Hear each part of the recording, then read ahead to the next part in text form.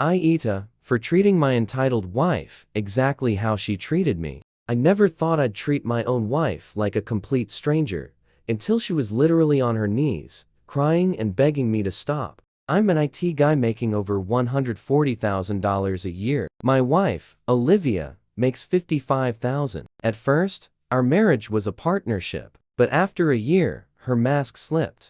She stopped cooking, stopped cleaning, stopped caring. I'd work a brutal 16-hour shift, come home exhausted, and find her leaving dirty dishes everywhere while bragging online about her $200 nails and $350 handbags. When I asked her to help out, she rolled her eyes and said, "I didn't get married to be a housewife. My presence should be enough."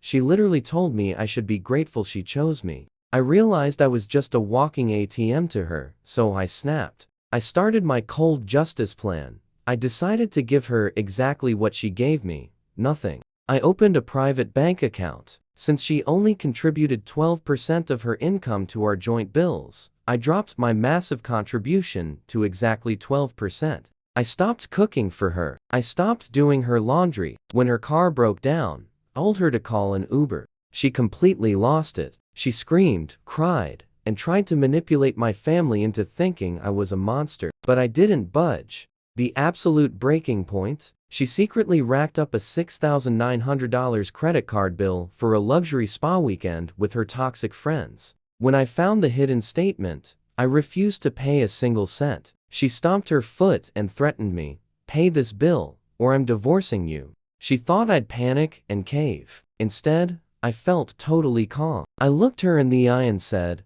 "Okay, I accept." Her face dropped. She desperately tried to backpedal, but it was too late. I hit her with a divorce filing packed with months of documented financial abuse.